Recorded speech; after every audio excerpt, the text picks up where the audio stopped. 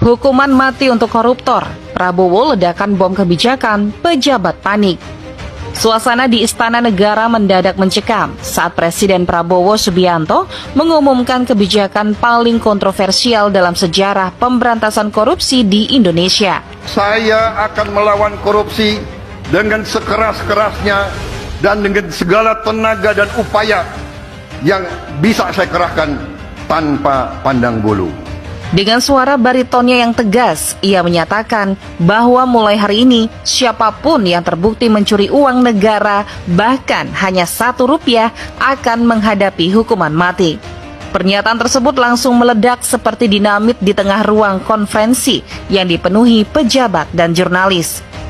Banyak yang awalnya mengira ini hanyalah retorika kampanye yang tak akan pernah terwujud. Namun dalam hitungan menit, kebijakan ini resmi dituangkan dalam peraturan pemerintah pengganti Undang-Undang Perpu, memberikan kewenangan luar biasa bagi Kejaksaan Agung dan Komisi Pemberantasan Korupsi KPK untuk menindak para pelaku tanpa ampun. Reaksi pun beragam. Media sosial meledak dengan dukungan dari masyarakat yang sudah muak dengan korupsi. Namun di sisi lain, banyak pejabat mulai gelisah. Beberapa langsung mengecek ulang laporan keuangan mereka, sementara yang lain bahkan dikabarkan mengalami serangan jantung akibat ketakutan. Di kantor-kantor pemerintahan, suasana berubah drastis. Seorang kepala dinas di Jawa Tengah yang pernah menggelapkan dana operasional sebesar Rp3.750 untuk rapat fiktif mendadak didatangi petugas KPK.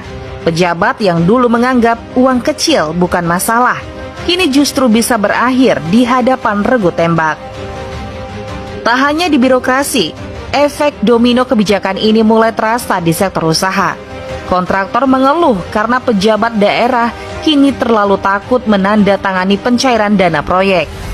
Di beberapa kementerian, para pegawai memilih menunda keputusan anggaran demi menyelamatkan diri, menyebabkan birokrasi yang sudah lambat menjadi semakin lumpuh. Di tengah kepanikan ini, beberapa kepala daerah mencoba meminta kejelasan hukum terkait batasan korupsi skala kecil. Namun hingga kini belum mendapat jawaban.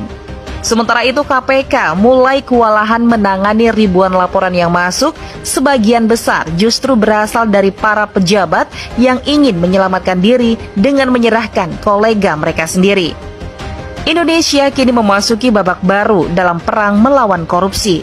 Namun, dengan kepanikan yang melumpuhkan pemerintahan dan ketakutan yang meluas di kalangan birokrat.